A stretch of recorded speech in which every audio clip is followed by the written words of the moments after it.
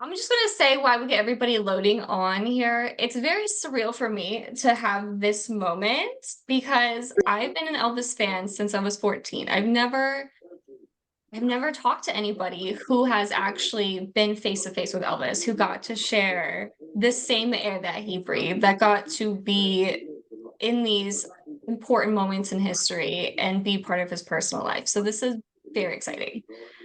Wonderful. So Great. I'm very glad that Because you were able. I have a lot to say, Megan. Hey, I'm here for it. You just tell me when I should Okay. begin. I think if you want to go ahead and start, I think we got most of us here. And I don't think you need much of an Okay. introduction. I think you're Well, very famous in the Elvis community.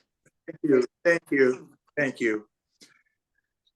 Like you, Megan, and every one of you guys that are here, I'm an Elvis fan, just like you. And I grew up in Southern California, in Hollywood, Los Angeles, Hollywood.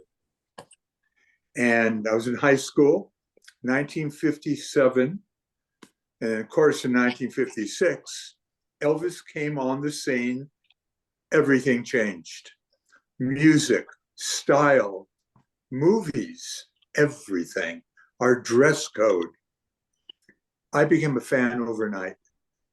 I knew every Elvis song, every lyric. And one afternoon in 1957, some guy told us, hey, you guys, Elvis is coming to town for a concert. But you have to understand that in 1957, there weren't any music rock concerts. They didn't exist. Well, I was out of my mind. I was so excited. And I knew the auditorium where he was going to perform. It's called the Pan Pacific Auditorium in Los Angeles. And it held about 10, 12,000 people. And it was a place for the boat show and ice capades and things like that. Perfect venue.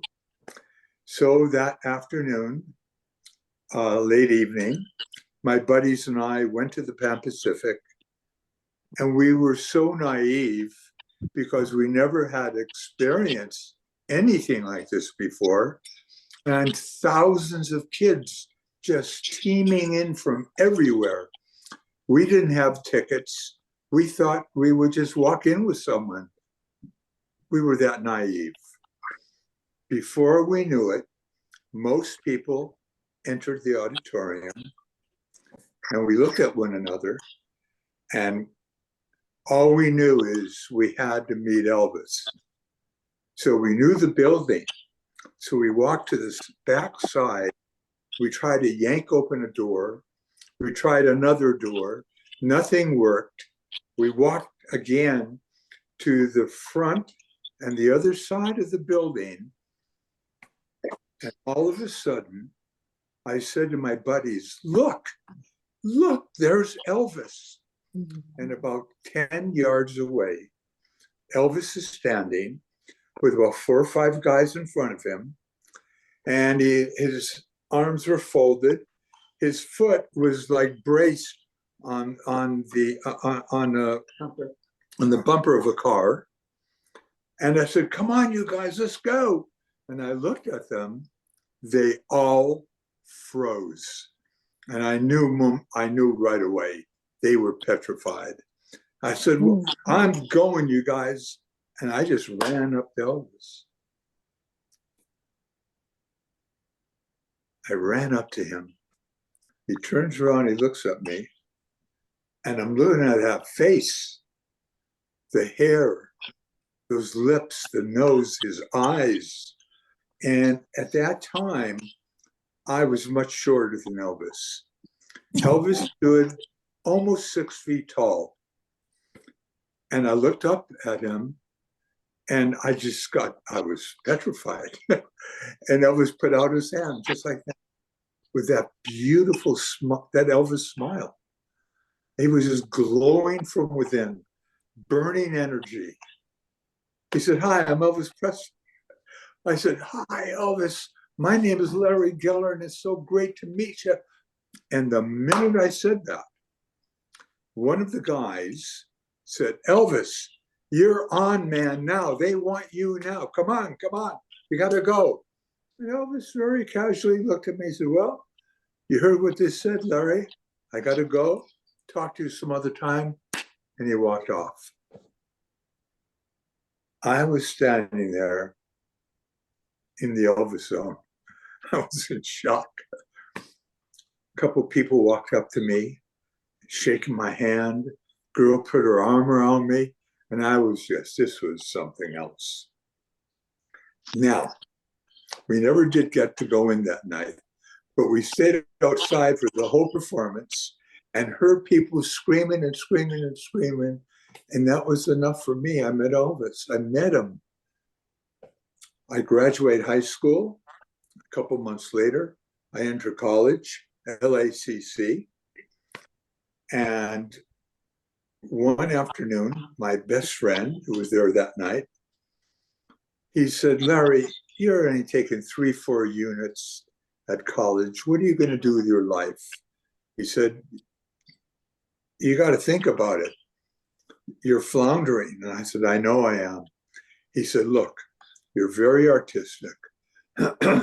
Why don't you think about becoming a hairstylist? Working on women's hair. You can work in Beverly Hills. You can get a job.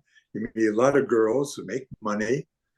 And I thought about it, and I dropped out of college, went to beauty college, went through the course, and I took the state board examination. And now this is 1959, 2 years later, and I'm waiting to get the results for my test. I already had a job lined up in Beverly Hills at a very hot salon called the Flamenco, and a lot of celebrities went there. And I was 19. I just turned 20, and one afternoon I'm walking down the street, and I see a store with a stained glass window in the door, and it looked really weird. I never saw that before. I just walked in. And I looked around, and I wasn't sure if I was in a beauty salon or a barbershop. There were salon chairs, shampoo bowls, and hanging plants. And I heard jazz in the background.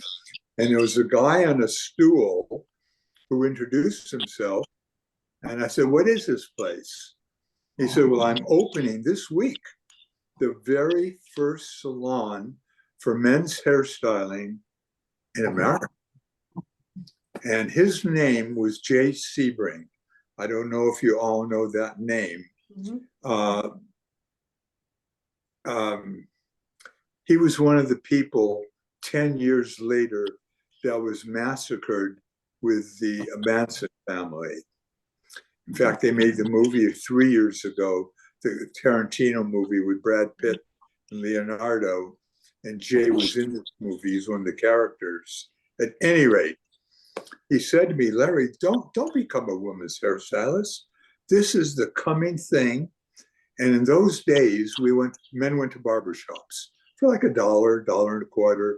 They buzz your hair, and you walk in with greasy hair and you walk out with shorter greasy hair. He said, we're going to shampoo the hair first, and I have a special method. I'll teach it to you, and this is going to become the thing. We're innovators. I said, okay, and I was on the spot, and my life just radically changed. Right off the bat, our clientele read like a Hollywood's who's who. Sinatra, Marlon Brando, Steve McQueen, Peter Sellers, Rock Hudson, Paul Newman, Glenn Campbell, Roy Orbison, everyone in Hollywood, over the next year or two, all the movies that were made and all the TV shows of the 60s was our work. We hired new guys, and we were it. Now it's 1964. I have a great clientele. I'm Henry Fonda and Steve McQueen, Peter Sellers, Glenn Campbell, Roy Orbison. I'm 24 years old, and life was wonderful. And I was, working my craft, and I was making money, and I was learning meditation and yoga and other things. One afternoon in April 1964, my phone rang. And I picked it up. I'm at the salon, and on the other end of the line, a voice says to me, Larry, with a southern drawl, I'm sitting here with Elvis Presley. The minute I heard that name, you know, I said, yeah. He said, Elvis wants to know if you'd like to come up to his house here in Bel Air, which is right next to Beverly Hills, to fix his hair. I was stunned. Here I am working, Rock Hudson, Warren Beatty. But Elvis was then the celebrity of celebrities. Now he's the icon of icons. I said, yeah, I'd love to. I was so excited. He told me where someone would meet me at the Bel Air gate. I packed my bag, my stuff. I'm running out the door, and the receptionist said, Larry, Peter Sellers is on the phone. He needs you right now. I didn't care if it was the President of the United States. I said, you tell Peter I'll call him later, because nothing was going to prevent me from going up to meet Elvis. Oh my God. Talking to you like this, I dissolved back to that time, into that moment, and those emotions and excitement and reality and profundity are with me now. I drive up, they meet me at the gates, I drive up, and when we hit Elvis's street, I knew that was the street. Why? Tons of people everywhere, all types. The gates open, I drive in, I walk into the house, and I walk in, and I turn to my right, and there's Elvis sitting at the kitchen table with a couple of guys, and he was wearing a cap. There was a very famous movie in the 50s called The Wild One with Marlon Brando, and he drove a motorcycle and wore this cap. Elvis was wearing it because he loved Brando and James Dean, like everyone knows. Elvis says, be right with you, man. Someone ushers me into the den, and I'm looking around, And about a minute later, here comes Elvis. Now I'm 6'2". So I'm standing eye to eye with Elvis now. And he walks up to me with that same inexhaustible supply of energy just splattering off of him. He walks up to me with that same smile, that same beauty, that same Elvis. He puts out his hand and says, hi, I'm Elvis Presley. I said, hi, Elvis. I'm Larry Geller. It's great to meet you. And I'm having a flashback at this moment. Hi, Elvis. Oh, God, help me. Elvis said, Larry, come on, man. We'll go into my bathroom. You fix my hair, we'll talk. I said, great. We walk into the bathroom, and when I walked in, I expected to see like a big salon chair and all the trappings of a Elvis was beyond a movie. We know he's the king of music, the king of rock and roll. But Elvis was a movie star.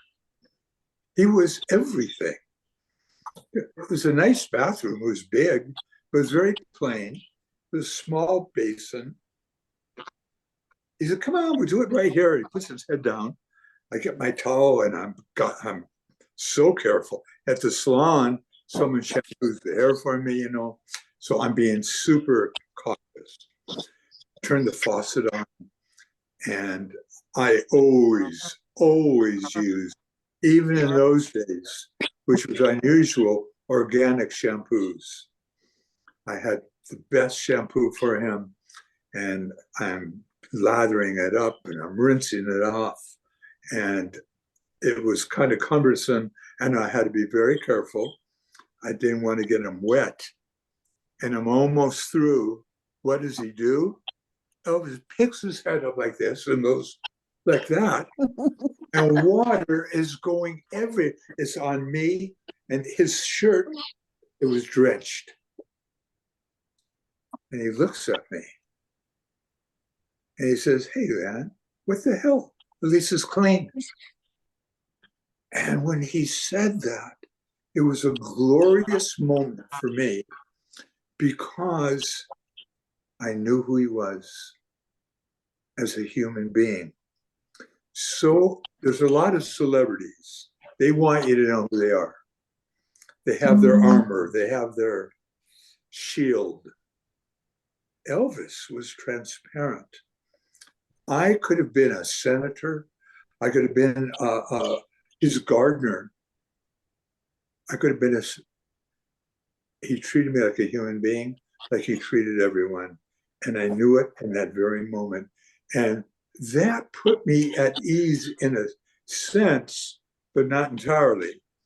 We sit in front of this large mirror and marble ledge. And he says, "Larry, look, I'm right in the middle of this movie called Roustabout with Barbara Stanwyck. You know, you can't cut too much off. The scenes have to match." I said, "Elvis, I know, I understand. Just leave it to me." He said, "All right, man." He said, "I'm leaving the driving to you," just like that. Mm. And I was so excited. Here I am in Elvis Presley's bathroom, and I'm doing his hair, and everything is happening at once. So I'm doing his hair, and I don't say anything. And I know if he wants to talk, I'm available to it. I'll engage in the conversation. But he didn't, so I just did my work. Took me about 30, 35 minutes. I blew dry his hair and I sprayed it. And I'm looking in the mirror. I'm saying, "What do you think, Elvis?" I'm cupping his hair like that. He says, "Beautiful, beautiful." He spins around and he puts his finger right in my face like that. He says, "Who are you, Larry? Come on, man. Who are you? What are you really all about? What are you really into?" I went into a little bit of panic. Mm-hmm. "Could you get me some water?" Yes. Thanks. My mouth is getting a little dry. At any rate, now it begins. Elvis put me in shock by saying that. Who am I? What am I into? What am I? And I said, "Well, Elvis, I mean, you see what I do. This is my craft, and I work on a lot of celebrities, and this is where I make money, and it's great and all that. But I hear what you're saying. I really hear what you're saying. And the truth is, now you got to remember, you that I'm talking to you all now. This is 1964. Our culture was entirely different, excuse me, than it is today.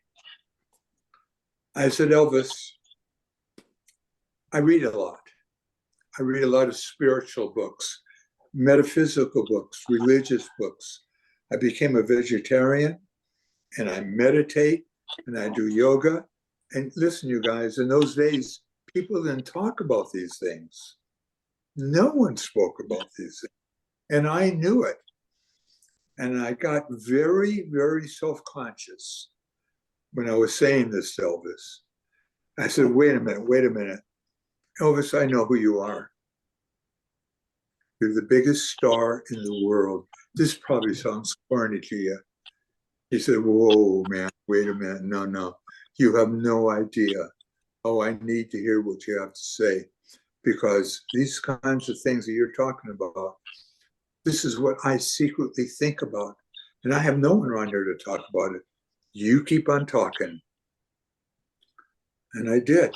And we started talking about the purpose of life and why we're born, soul, life after death, and all these subjects. And Elvis told me about his twin brother, Jesse Garin. And then he said to me, you know, Larry, I've always wondered what would have happened if Jesse would have survived and I didn't. Would he be on the stage right now? Would he be making movies and recording? Would he be here right now with you? What if we both survived? Would there be the Presley brothers? This conversation went on for another hour or two. He told me about growing up in Tupelo, his early childhood. Oh, you guys, he was the most beautiful man, so sensitive. And look, you know, we all know Elvis, his music. And when people, the most frequent question asked of me today and over the years, what was Elvis like? What was he like? What kind of a guy was he, you know? And now I just say to people, you really want to know what he was like? Listen to his music. Because what you get when you hear Elvis, that's who he is. That's who he was. At any rate, Elvis said to me, he said, Larry, there's been one burning question that I have that I want an answer to. And he went like just like this. Why was I plucked out of all the millions of lives to be Elvis? Why me? Why me? He said, where I came from, Tupelo, Mississippi, I was born in the heart of the Depression. We had nothing. My daddy built that two-room shack that we lived in with his own hands, with a hammer and nails. We had nothing. He said, you want to go to the bathroom? Not in our house. You go outside to the outhouse. Oh, you want to drink water? You better get that pail and go outside to the well. We had no electricity. I couldn't be born in a hospital. Maybe Jesse would have been alive if we could have gone to a hospital. I was born at home. Well, I'm not going to go into the rest of the conversation with you guys right now, but it was heavy. It was beautiful. And something between us just clicked. And I realized this was like 3 hours later, and something very bizarre happened. And I think you'll understand when I tell you. There was a knock at the door, and someone yelled out to Elvis, hey, boss, are you okay in there? Because we were in there almost 3 hours. And I said, I'm all right, I'm all right. What the hell do you think's going to happen to me in my own bathroom? Mm-hmm. I said, listen, Elvis, it's great talking to you, but Peter Sellers is, he said, Peter Sellers, he's my favorite. I love Peter Sellers. And Elvis automatically went into imitating Peter Sellers in the Pink Panther thing. And, you know, any rate, I said, yeah, I got to get back. He said, Larry, I have a better idea. Why don't you go back and you tell Jay Sebring that you're quitting because you're working for Elvis from now on. What do you think? Well, think. I didn't have to but sort of think about it. I didn't have to use my brain. I said, yes. He said, Larry, you just meet me tomorrow morning at 8 o'clock at Paramount Studios and bring some of those books. So Megan and everyone else, this is how I met Elvis. This is our first encounter. And both of our lives changed forever. And that's why I'm here with you now. And over the years, I made 10 movies, you know, Roustabout, Girl Happy, Double Trouble, Paradise Hawaiian Style, Frankie and Johnny, Harem Scarum, Double Trouble, Clam Bake. You know the movies better than I do, Yeah. I think. And of course, personal appearances and album covers and blah, blah, blah, blah, blah. And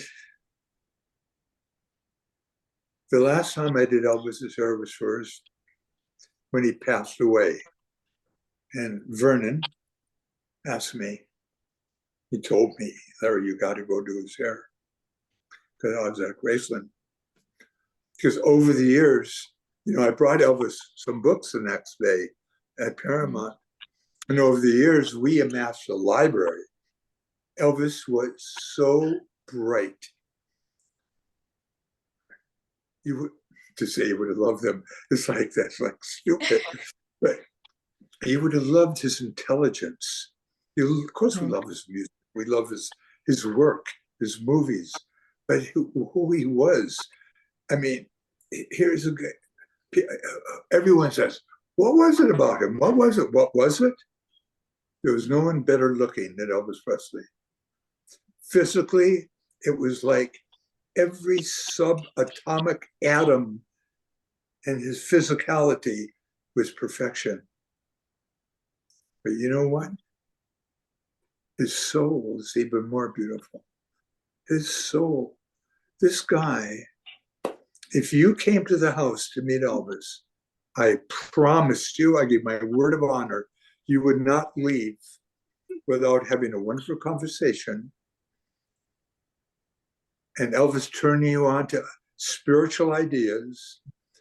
And he would have given you a car, a bracelet, a necklace, something.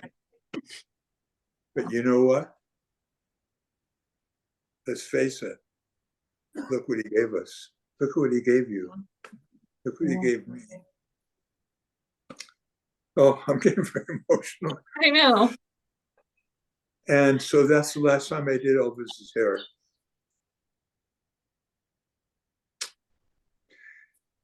If you ever hear, and you probably have before, that was a wax dummy at the funeral, don't you believe it? Never. No. I know you're making it. I feel like everybody is emotional over this. Something else.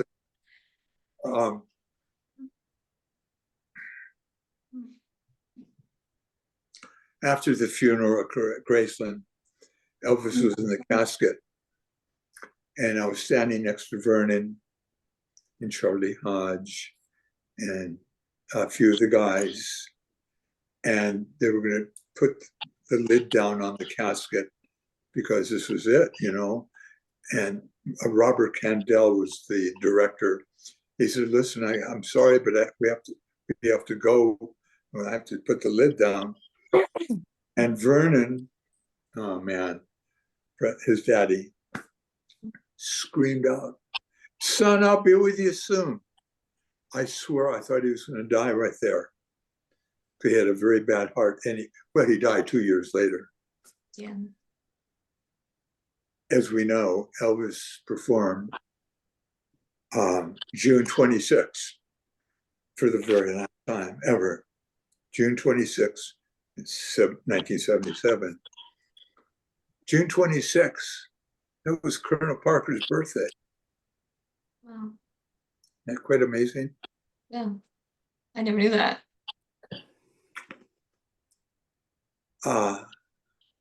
My wife would tell me that I should. No. What? Oh.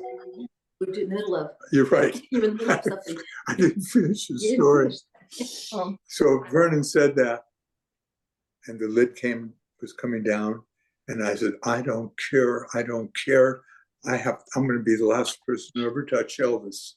And I put my hand in, and I put my hand on his forehead. And the lid came down. So, you guys, I want to. If you have any questions, maybe I know we're on a time. Am I right? A time schedule? A flexible time schedule. Pardon? So a very flexible time schedule.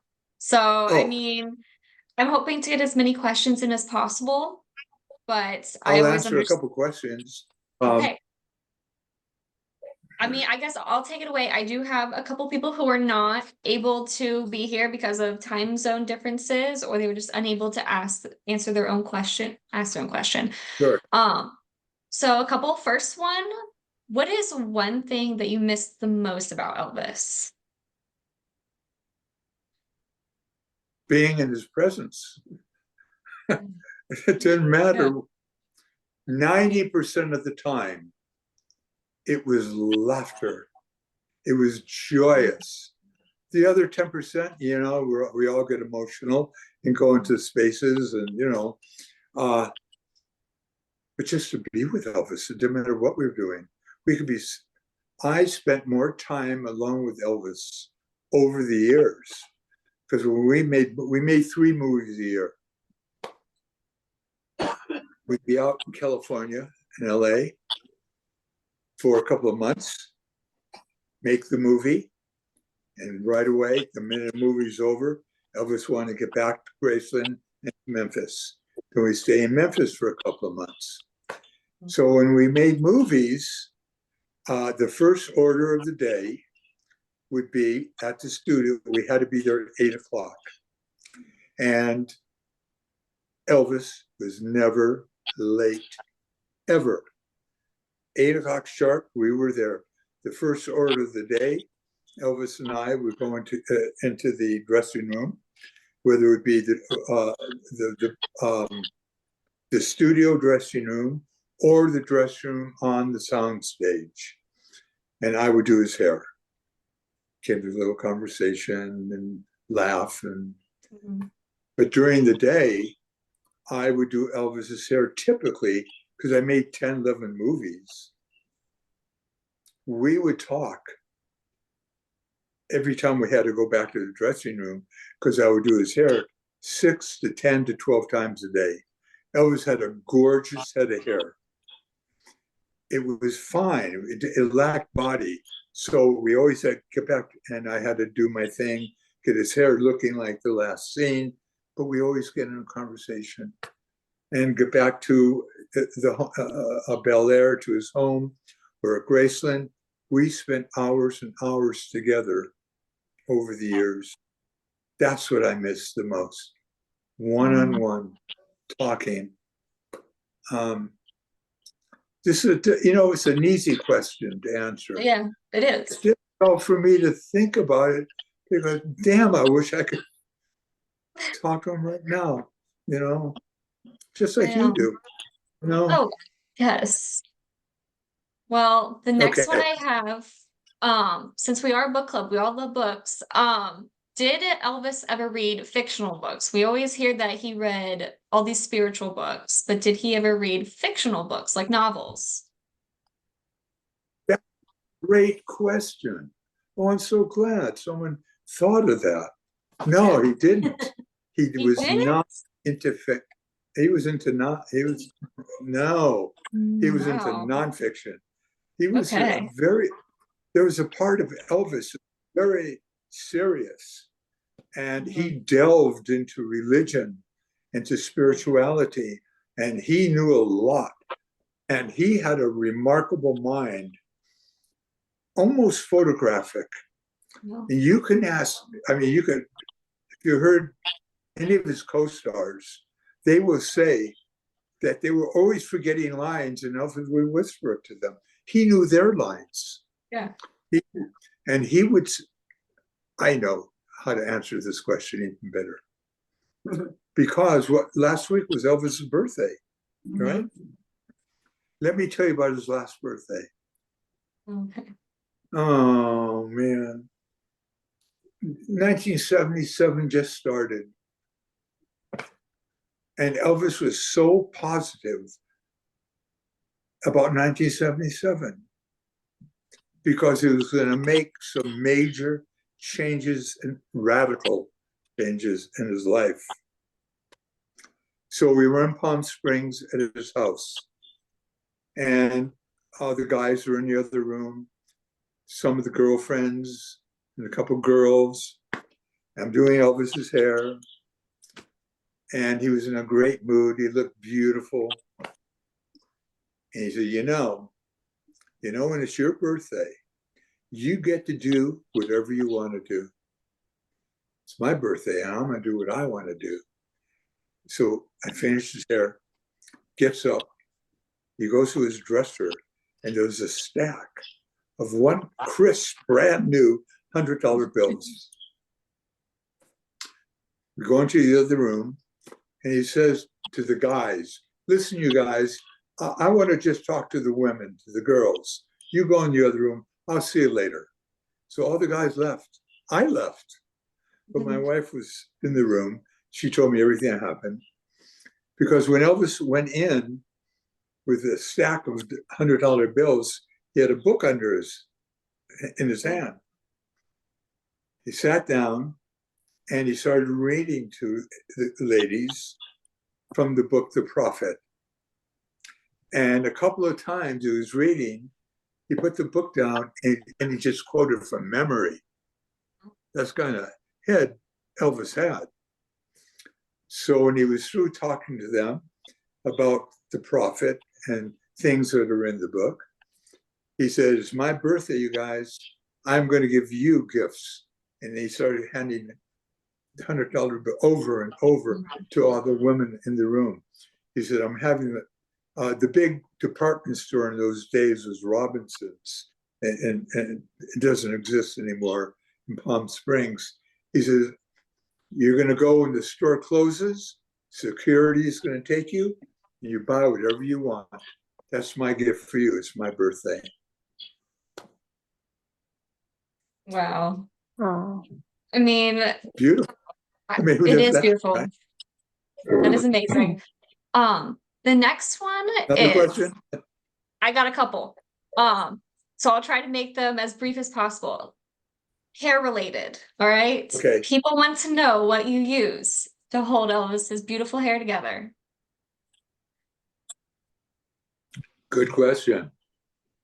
I told you he had his hair lacked a body. He had a full head of hair. Mm-hmm. I dyed it black, as everyone knows. Yeah. And as an aside to what I'm going to say, just an aside, it's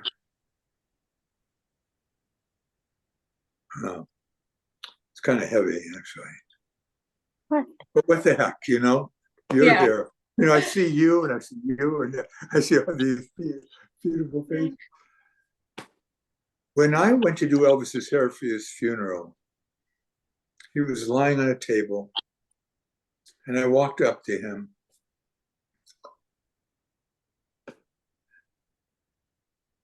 And not only was I in shock, but I went into a deeper shock because we were on hiatus and I hadn't dyed his hair in 3-4 weeks.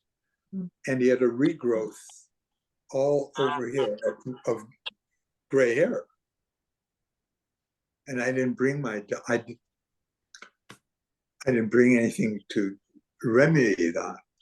And it was a female mortician. And I said, do you have your mascara? And she did, and it was, thank God, it was black. And in those days, I know today's different.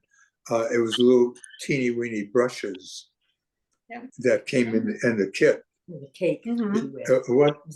You wet. Yeah, you wet the cake, right? Yeah. Today I know they're in wands and all that. Mm. So she gave it to me. I spit, and I faked it. I smeared on Elvis all over. No one ever knew. It worked. At any rate, getting back to his hair, I'm trying to fill in the hour that we have with as much information as I can. I had organic shampoo. I didn't use conditioner, but I did I had a great spray. It was a company that doesn't exist anymore. They made a special shampoo and hairspray. It was called Lapinol. It's from the name Al Lapin, Lapinol, and that's what I used. And in the 70s, there was many different products on the market. Organic became the thing. And I started using jojoba on Elvis's hair. And I did my magic. I mean, that's my craft. I made sure his hair looked right. And this is interesting. I guess only people that pay real attention will know this. And you'll see it in the future. In all those movies in the 60s, Elvis's hair looked a tad different in every one. And I made sure it did. I wanted to do a little, you know anything I want to do? I'm going to tell you a great story. 1965, August. And some of you might know what I'm going to say, because you should know what happened. And I see this guy, he's shaking his head. You got your headphones on, you're wearing it. What's his name? No, so what? Natalie? Natalie? Yeah. Anyway, okay. The Beatles came on the scene the year earlier with I Want to Hold Your Hand. And all of a sudden, the Beatles, you know, hit record after hit record, blah, blah, blah. What did they want to do more than anything else? Every one of you know. They want to meet Elvis. Yeah. They want to meet Elvis, right? So Elvis turned it down a few times because of scheduling, you know, so they didn't want to meet him. And there was a big Beatle craze. They were on Ed Sullivan now, blah, blah. So it was August. I think it was the 25th, 27th, anyway. And a meeting was set up through Colonel Parker with Brian Epstein, who was the Beatles manager. So I drove up to the house.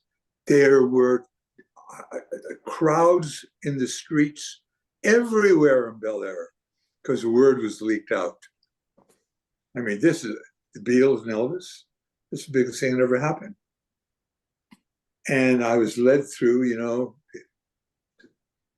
the gates open and the police, people everywhere, and the trees. And I go in the house. All the guys are there, a couple of wives. Elvis and I go into his bathroom. Whenever you're around Elvis, he just loved to talk. It was laughter and talking. And when we got together, we would laugh and talk, and serious stuff, emotional stuff, everything under the sun. So in that bathroom in Bel Air, where I did his hair the first time that I told you about, I'm starting to do his hair. And the minute I saw his face, I knew. He didn't say a word. He was just sitting there, staring, pensive, with a faraway look in his eyes. And I thought, okay, all right. I knew what it was. It was obvious. And all of a sudden, this is exactly what he did. He went, I snapped it. I know where those guys are at. I've been there and I've done it. And I love their music. I like what they're doing. But I'm going to tell you something. What they're doing is what I should be doing. And to use a couple of words I'd rather not use. Okay? Yeah. But you can imagine, what the hell am I doing with my life? What am I doing with my career? Look at these movies I'm making. He says, I love making movies. I love it. He says, I don't know how I got out of high school. I just sit there and stare out the window and just dream about being in movies. And here I am. And look the kind of movies I'm making. Teeny bopper movies. They don't mean anything. It's the same movie. All they do is change the set and change my character's name. And those guys, they're out there on the stage where it's real. That's where the energy is. That's where the spontaneity is. That's what I should be doing, not these movies. I keep telling the Colonel, get me a real movie, Colonel. I'm an actor. I'm an actor. And this was something that plagued Elvis until he left us. And it got worse at the end of his life. But that's a whole other story that we won't go into now, because I want to tell you about the Beatles. He said, I love their music. I respect what they're doing. He says, you know, I know what the Colonel's doing. I know what the studios are doing. They package me. Every time a movie comes out, I do an album. And most of those songs I wouldn't pick to do. Some are good, but I would pick other songs to do. So they feed me these songs. They package me, Larry. They package me. And the studios make millions and millions. RCA makes millions. He said, don't get me wrong, I make money, but I'm an artist. I owe it to myself. I owe it to my fans. This is what I'm about. And I'm going to go out there to meet these guys, and I can imagine what they must think of me. I'm a little nervous to meet these guys, to tell you the truth, he said. But I'm going to go out there, and we did. But this is where Elvis was coming from. Yeah. This is the kind of guy he was, you know? We go out there, and all of a sudden we hear an explosion of noise. The Beatles come in, because the people outside went crazy when they saw the Beatles. Brian Epstein, the Beatles, their small entourage, and they walk up to Elvis. Everyone stands up, and everyone shakes hands. I'm Elvis, you know, and everyone's, Elvis sits down in his chair. We're in the den. And the four Beatles, John, Paul, George, and Ringo, sit on the floor at Elvis's feet, cross-legged, like this. They're literally, their jaws drop. And they just, because to look at Elvis, I've been with Rock Hudson, Paul Newman in his prime, and Warren Beatty. Elvis is a notch above the rest. That's it, folks. That's the truth. And anyone who ever saw him will tell you, will say the same thing. So they didn't say a word. There was silence. There was about, I don't know, 15, 20 of us in the room. And it was just dead silence for 15, 16, that's what, seconds. That's a long time. Right. Elvis, I have it. Elvis, I got a hold. Yeah, I pretty much just told them just do all the ones you have. So I'm sorry. Oh, something electronically. All right. Can you hear me? Yes. Yeah, We can okay. hear you. All right. So the Beatles are sitting there, and Elvis looks at him. He said, you guys don't want to talk to me. And he stands up, and everyone laughs. And the ice is broken. Yeah. And John and Paul stood up. But Elvis, we want to thank you. We are here because of you. We wouldn't be here. I wouldn't. And John said, Elvis, I wouldn't be in the business. I picked up a guitar because of you. Paul said the same. And there'd be no Beatles. There'll be no Rolling Stones. There'd be none of us. You started it all. You did it all. And we want to thank you. We want you to know, you know, what we think of you.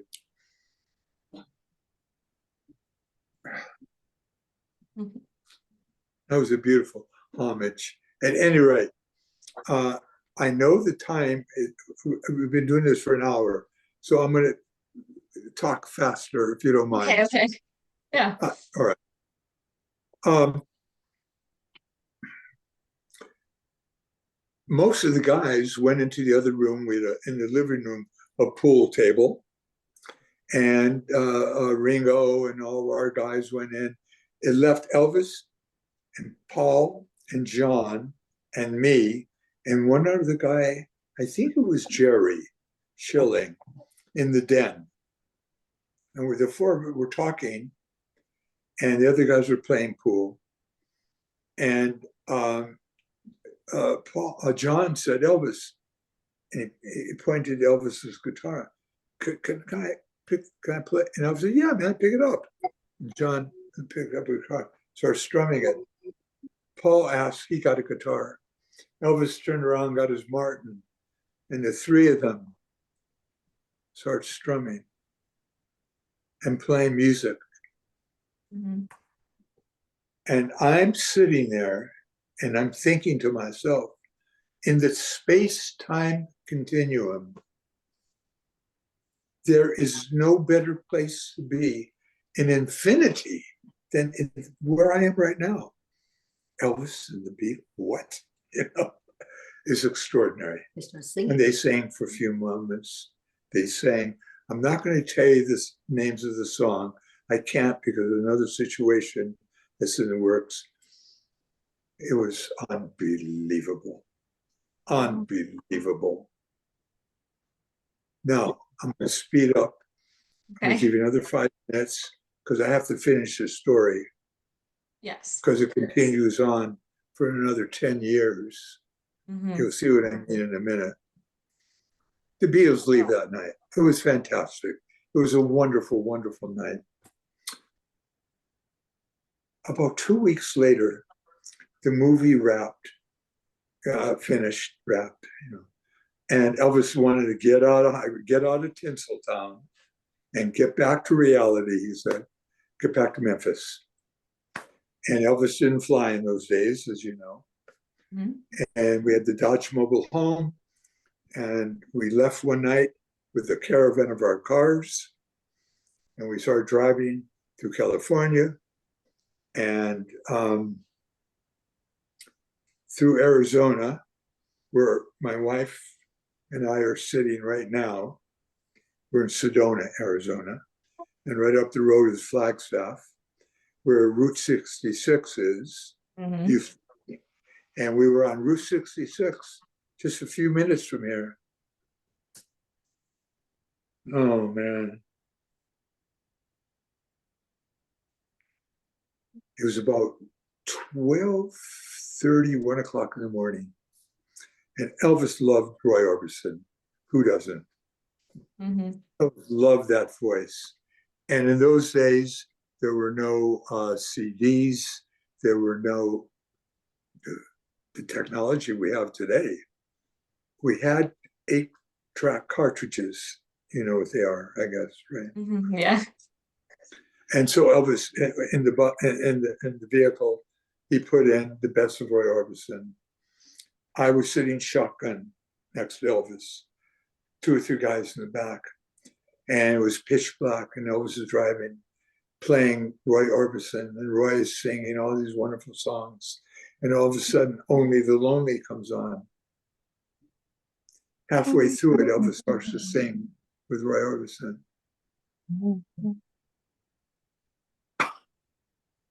Really? I'm listening to Elvis and Roy Orbison. It was, yeah. Song's over. Elvis turns on the volume and he looks at me, he says, I got it. I got it, Larry, you got it. I know what I'm going to do. You see, he was so flashed by the Beatles and what was happening in their career, his career, and who he was and what he had to give. He said, I have so much to give. I have so much in me to give. He said, I'm going to create a gospel album. That's what I'm going to do. Only it's going to be my album, not Colonel Parker. RCA can put it out, but they can't say anything about this to me. It's going to be my album. Over the next 6-8 months, Elvis listened to every gospel song ever written, and he knew them all. And he had a great collection at Graceland of the old 78s. I don't know if you know what they are, 78. Yes. 45 and 45. Anyway, yeah. He hand selected every song and took him a long time. Now it's about 8-9 months later, whatever it was, early 66. And we went to Nashville to record. And we get to the Albert Pike Motel. And we get into Elvis's room, large room, and Elvis only recorded at night. And it was getting dark. We had to get to RCA Victor. And Elvis said, listen, you guys, just go to the car. Larry and I have to talk a little bit. Be with you in a minute. They leave. And this is exactly what Elvis said to me. He said, Larry, I'm not going to record at RCA tonight some of these songs that give me from movies. This isn't rock and roll that I'm going to be doing. This is God's music. This is God's music. And you know as well as I do, God works in mysterious ways. I have no idea who's going to hear it. But I'll tell you this. If one person gets touched by this music, then I'll have done my job. So what I'm getting at is this. I'm not getting out of this chair. And I'm not using this voice that God gave me until my ego's out of the way, until I know, until I sense that still small voice within me. So turn lights down. Let's say a prayer. Let's meditate. That's exactly what we did. And about, I would say, in real time, 11, 12 minutes later, all of a sudden I heard a small voice say, all right, I'm ready. Let's hit it. We went to RCA.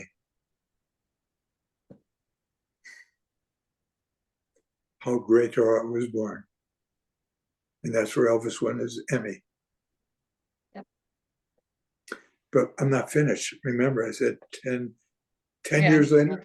Okay. 10 years later, we're on tour in Florida, right outside of Miami. It's called Hollywood, Florida. Some of you might know. we got we got to the Hilton. There were, I don't know how many people, tons and tons of fans screaming. I get out of the vehicle and some girl says, hi, Larry. She knew my name. She knew everyone's name. And I noticed her that she was at all the different venues that we go to. And there was a lot of fans that get there before we do. They know where we're going. At any rate, she was covered. She had a Levi jacket, Elvis button, Elvis on her jeans, Elvis, a cap, Elvis, everywhere. I said, hi. Went to my room and I wanted to go down and get some food and just sit down in a restaurant. I went down and I saw her with a bunch of people and she saw me and I called her over and asked her if she'd like to join me. She got very excited and she said, yes, I would. And we sat at the table. I said, look, I want to tell you why I want you to talk with me. I want to know why are you covered with Elvis? What's your story? I was so curious. And she began to tell me her story. Her name was Darlene. And she said, well, Larry, you can tell by looking at me that I'll never have children and a normal life and a boyfriend or a husband. And she had the most gorgeous face, the most angelic, big blue eyes. But you could tell from the waist down that she had challenges. And she told me that when she was 9 years old, she fell down a flight of stairs and her spine broke in various places. And growing up was just total nightmare. And the hospital and the shots and the surgeries and the no life. And she said, I was a teenager and I had all the pills you can get from my doctor. I had everything. And I said, I'm going to check out. I've had it. There's nothing for me. And I wrote a note to my family.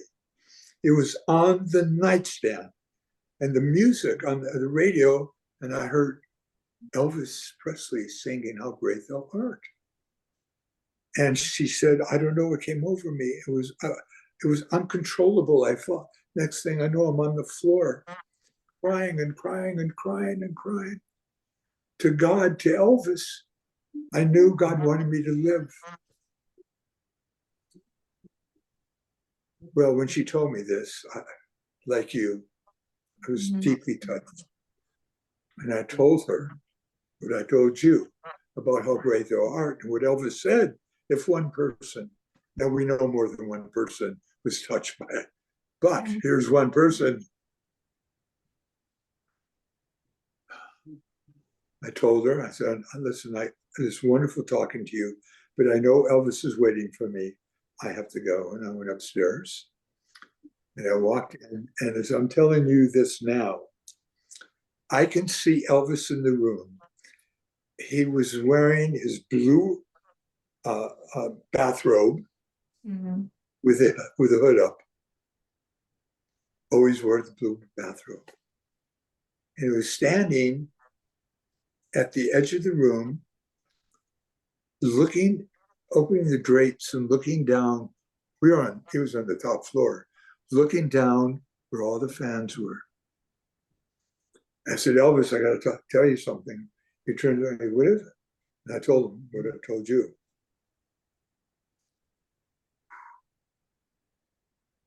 I just saw tears. He said, Larry, you have no idea how I need to hear what you told me. That means more than anything else in life to me. But listen, you guys, it's a little bit over an hour, and I have to call it short. And I love talking to you. Because talking about Elvis, it's my deep, deep passion.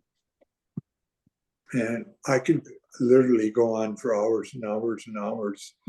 I don't know, at my age, I don't know if I could do that. But I see all these gorgeous faces. Wait a minute. I just want to say hello. Yeah. I don't know why you're taking a look around. If there's some people who have their hand raised, I don't know if you're able to answer some of their questions real quick. Can I go next? Of course, Megan, Jesse, Wanda, Jessica. Who's that? Amelia? You. It's pronounced Emily. All right, another quickie. A couple quickies. Right. Natalie. Uh, Question. Natalie, okay. But If I cry, okay, I do apologize. Because I've always wanted to talk to you. But anyway, so just from me and from all the Elvis fans, obviously, when you went into the hospital to fix his hair, I just want to say thank you for doing that, because that was a very nice thing for you to do. So I do appreciate that. Sorry.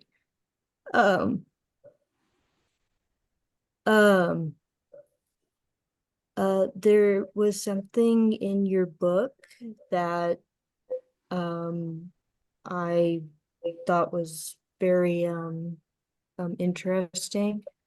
Didn't Elvis bail you out of jail, or wasn't there like someone who was following you? I didn't. Can someone try? Did Elvis what? Didn't Elvis bail you out of jail? Me? Out of jail? Yes. Yes. Oh. Oh my God. No, he didn't. No, this is a very, very long story. But make it short. I don't know how to make this The very crib short. notes. Oh my God. No, he didn't bail me out. He called the governor of the state and told him, you better get Larry out of there, Or I'm leaving. or I'm leaving Memphis. I'm pulling up. Okay? Can I leave it at that? And if we do this again, listen, if we do this again, because this is a long story what led up Okay. to this, and it's a great story. He was instrumental. It was because of him.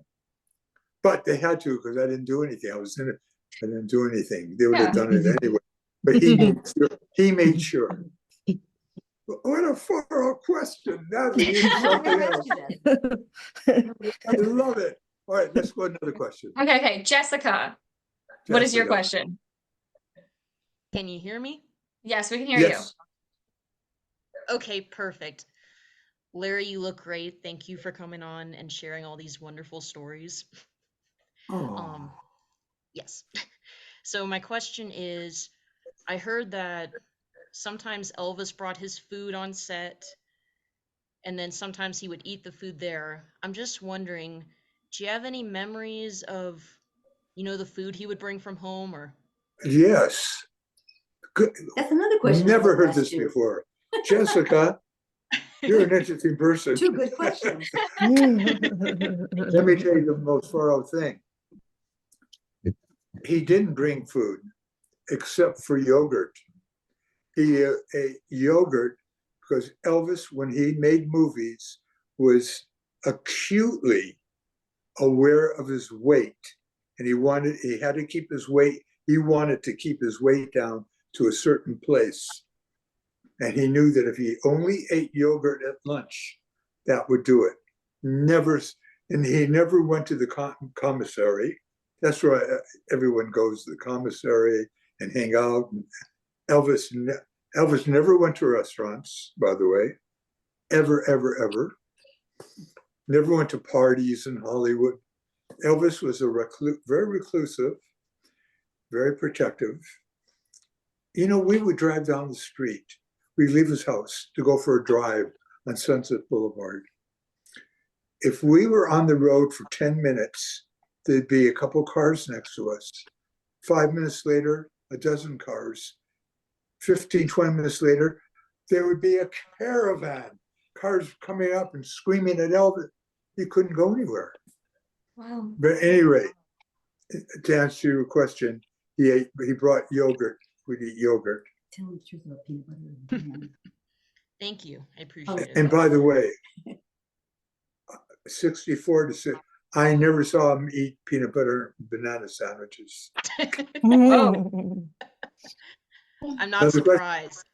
Another question. All right, Jordan, you have a question. Yes, sir. Hi, Larry. I'm Lil Hi. Pop-Tart, and I actually made the Elvis UFO documentary called Rainbow X, which you were the original inspiration for, but I got the name Rainbow X from Ed Parker's book, Inside Elvis, which came out in '78, I believe. Yes. And Elvis and Ed were given this picture of a UFO craft called the Rainbow X that Sure. Elvis met this man in 1975, allegedly, that had went on board this craft and then met Elvis for 4.5 hours. He talked to him, and that's where I got the name of it. But of course, it's all the firsthand witnesses that were Memphis Mafia members or knew Elvis in my documentary, including you. So, Well, thank you. Good question. I know where it's going, but to keep it in the realms of reality, Elvis, I can remember so many conversations about this. We live amongst trillions of galaxies. We can't even conceive of what that means. It's so easy to say billion, trillion, trillions of galaxies. Elvis felt the universe was replete with life, and he felt very strongly that we have been visited and they're going to come again. That's my short answer. This is a huge subject, but that's just, for this purpose. Yeah. Thank you. I got your first book, which has on the back his belief in UFOs. Well, So Is that the truth about Elvis? Yes, sir. The truth about Yeah. Elvis. No, I didn't write that. I was the Oh, subject, okay. Oh, okay. gave the author information. I Um, wrote, my books are If I Can Dream. yes. I wrote that. Yes, sir. Patty with Patty, and we wrote it Okay. together, 50-50. And I wrote 100% Leaves of Elvis's Garden. That's on Okay. Kindle. That's on Yes. Kindle. And my wife was the editor. Yes, and I edited. have read both of those. My only They always question was what I need what- an editor right now. While I talk. my question, if I may, sir, is what Yes. books exactly did you give Elvis on UFOs? I know Eric Van Daniken, the Chariots of the Gods Well, it book, was but one of the besides that, books. I don't know the precise one, but one of his. You're right. That's the author. okay. Okay, Yeah. well, thank you, sir. Yes, sure. My All pleasure. right. Anything else? Next question. Emily, what was your question? Hi, Larry. Hi, You're literally Emily. one of the biggest icons for me. It's honestly an honor to talk to you and hear your story. My Are you question from is South kind of Africa? South Australia. Africa? Australia. Sorry. Yeah. I don't see. I need an editor. My question is also kind of along the lines of the supernatural as well. I just want to know, do you sometimes feel Elvis's spirit around you or something along those Feel it right lines? now. Yes, I do. Absolutely. Absolutely. Listen to his music. I mean, his music. He lives in his music. Life-changing. Yeah. Thank you so much. Thanks for asking that. Elvis knew that the soul goes on. But this is getting into all that is a whole other thing. And so listen, I need to go. One more question. One more? Okay. One more. Christy, you have a question. Can you hear me? Yes, I we can hear can you. hear you.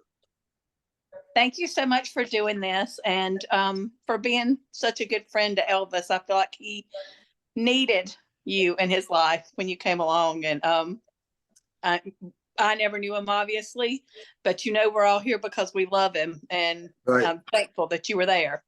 I have so many questions, but I'll make one that you can answer very short.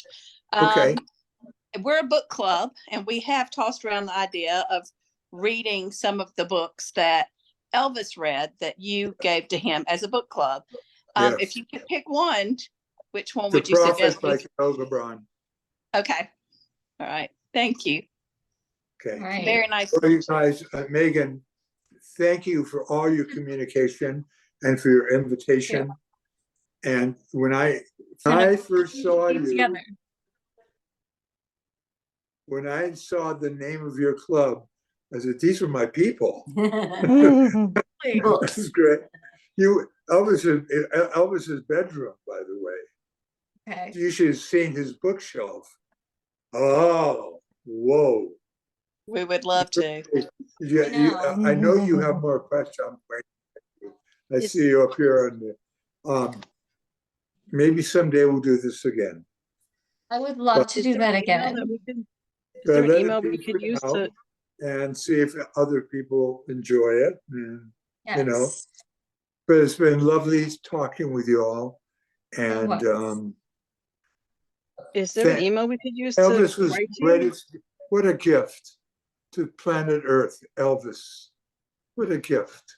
Look what he did for us, Oh.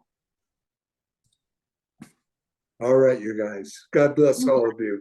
Thank you so much for taking the time.